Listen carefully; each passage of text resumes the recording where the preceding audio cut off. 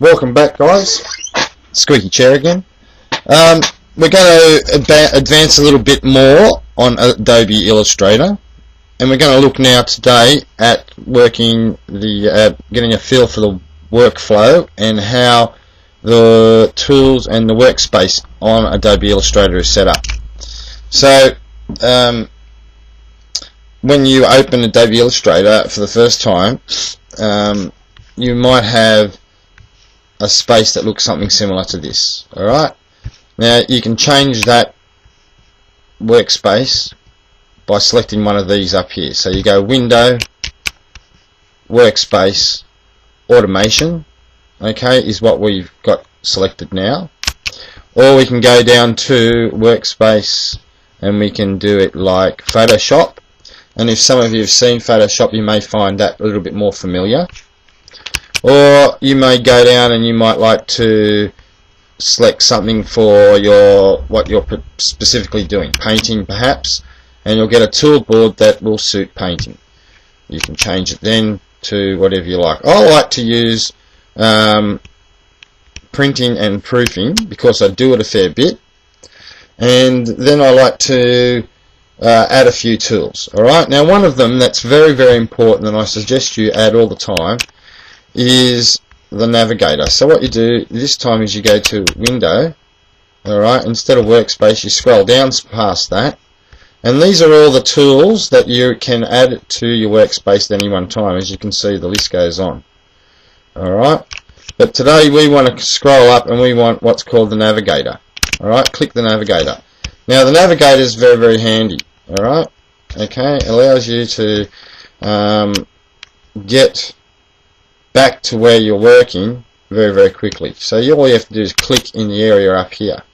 Right, now this red box that bounds it is what they call the bounding box, but we can make that smaller. So that's what we're looking at, if you like. And we're looking now at 62%. I can even come over here and I can change that to 75 if I want to see 3/4 of the whole thing.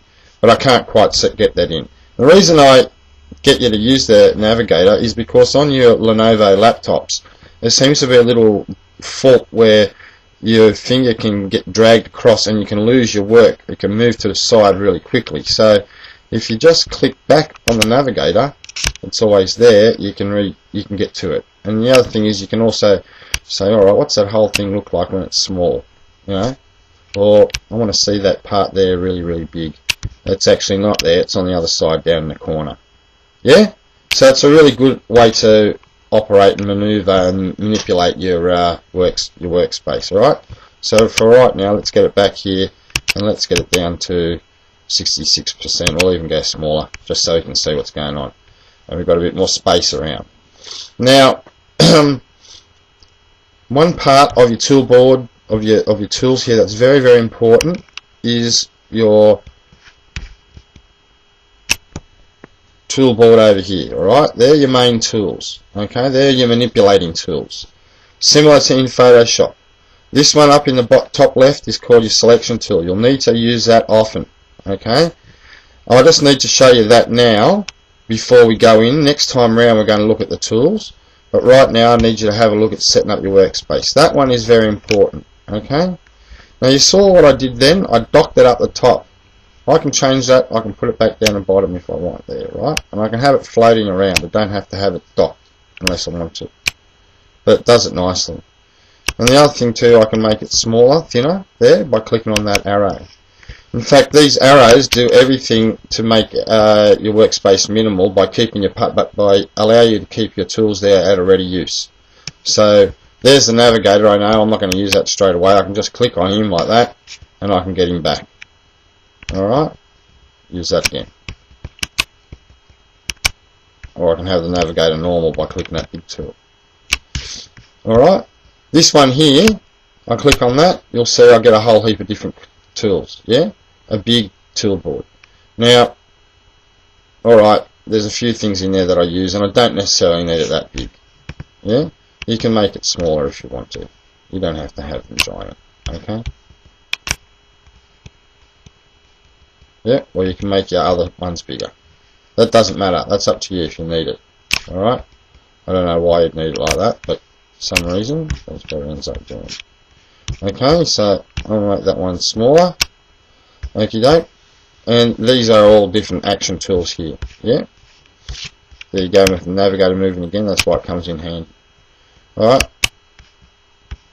If I want to see colour a bit better, I can tick that box and I get a colour box come up. If I want to see anything on here that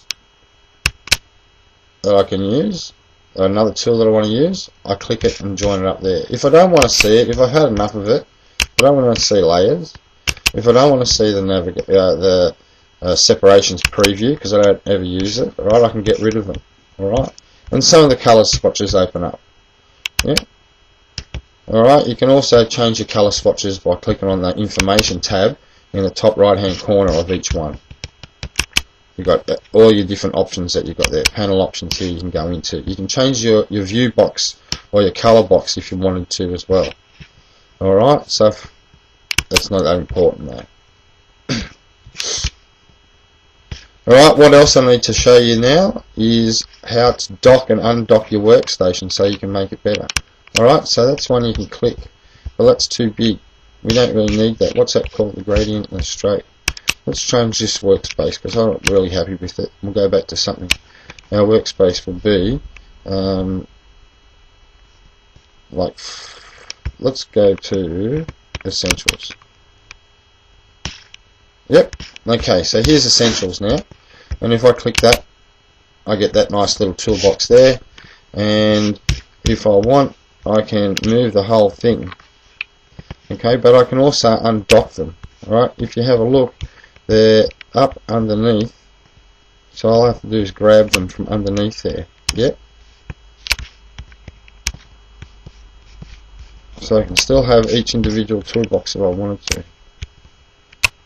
Now how do I make all these ones? Yeah. These are all important tools and you do use them, but this is how you get them out and understand them a bit better. Okay. Now you might say, I don't need artboards, I'm going to get rid of artboards. I'll close them down. Now what I want to do is I want to make a new dock of tools over here. So I've got to slide them in, right? You've got to slide them in underneath the one on top. Yeah? And we might make that one a bit smaller because we don't need it big. And we'll put stroke in underneath gradient. And we'll make stroke a little bit smaller. Okay, and we'll put appearance in underneath here. Yeah. Sliding up. Right, okay, there we go. Okay, now what I can do is I can move all of those around together if I wanted to. Alright, put them over here, make them small, nice and tidy out of the way. I know what's there. Alright, transparency, I'm using that a bit but not that much with this one. So I'm going to make them both go. Alright, now you've got a workshop that you can use. Yeah, and you can click on your navigator. Here's your navigator. Bring your navigator back. Alright, make your workspace a little bit bigger because you've got more space now. Okay, now don't get flustered with your tools. Alright, a few things to remember here. Navigator is very important and handy to use whenever you can. Get him up one of the first ones. Okay, use your selection tool to pick up and move your tools and adjust them to where you want. Okay, use your window and your workspace to change and try out different types of workspaces by selecting on them there and getting however you want.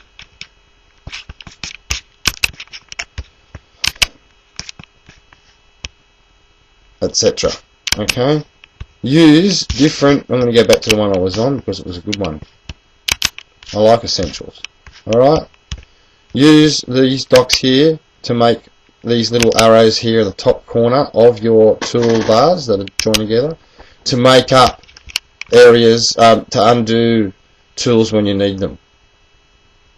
Yep, enjoy that now. We'll end there and we'll move on to using these tools in the next sesh.